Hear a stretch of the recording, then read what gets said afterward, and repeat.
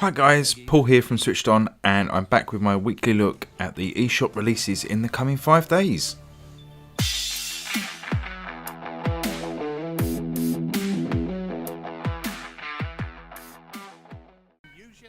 So a few quick looks before we get into the main 5, and first up this week we have Constructor Plus from System Free Software.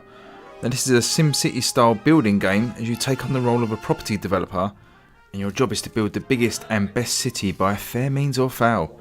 Oh, and it's voiced by Boise from Only Fools and Horses as well, which is something. Anyway, this hits on Thursday the 28th. Now next up, we've got the Lego Movie 2 video game, which comes in just under £35 from Warner Brothers Games. Now this looks to be pretty standard Lego fare for these sort of tie-ins, but if this floats your boat, it's out on the 26th, which is Tuesday.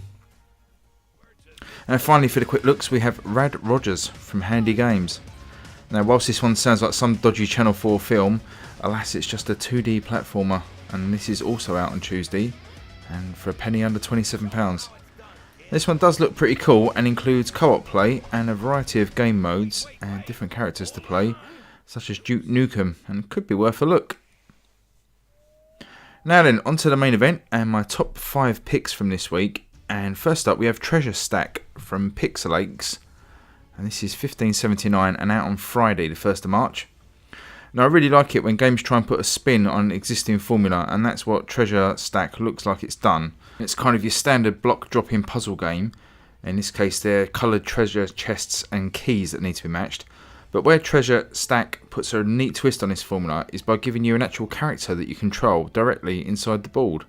Now you can move this little character around freely, and you've also got a grappling hook, and you use it to sort of pick up the blocks and arrange them and to match them before they reach up to the game over line.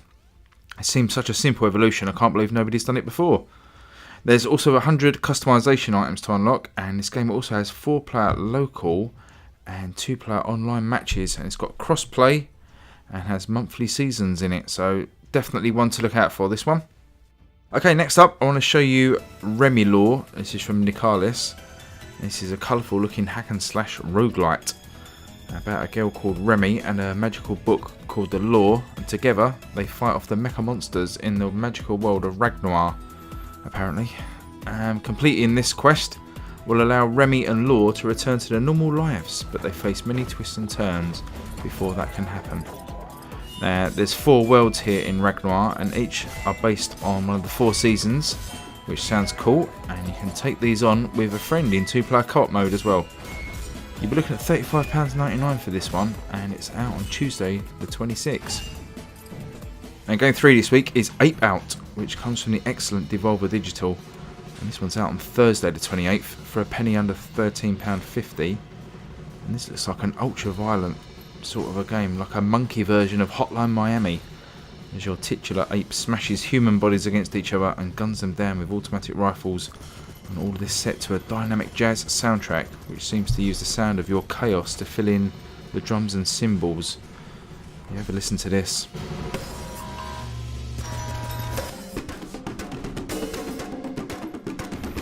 I'm wondering how much longevity it's going to have, but I don't know. I'm going to check out some reviews before I hand over any money for this one.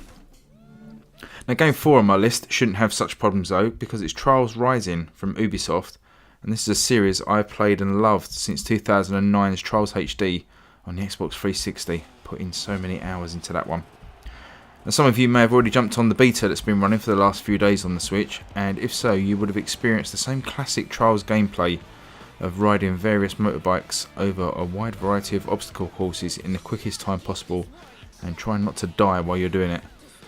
You can play in live multiplayer races this time, and you can also still race against ghosts if you like, and as you work your way through the career there's all sorts of cool stuff to unlock, from cosmetic items, new bikes, and there's also a pretty robust track editor as well.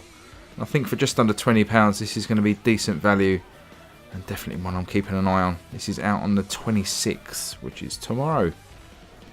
Now finally for this week I've picked out ToeJam Earl Back in the Groove. Now I've never played this series before, but I know it's got a huge cult following, and this release is eagerly anticipated by many. Now this kick-started new version of the game will apparently play similarly to the very first 1991 Mega Drive version, and revert back to an isometric viewpoint, with the goal of the game is to explore and find items on different islands as any one of 9 characters. And there's also online and local co-op play for up to 4 players, which is a nice feature. And as I said, this one isn't really for me. I just don't really like the look of it, but like Steins Gate last week, I felt I had to include it, as it's probably going to get a very large amount of attention this week from the gaming public. So if you fancy it yourself, it lands on the eShop on Friday the 1st of March and is priced at $15.79. Right, that's it for this week, guys. Let me know if you're going to be picking up any of these, or if you're going to have a week off from purchases. Looks a bit of a meagre week for me personally. Probably pick up Trials and Treasure Stack as a minimum, but yeah, not much else catching my attention for my cash this week.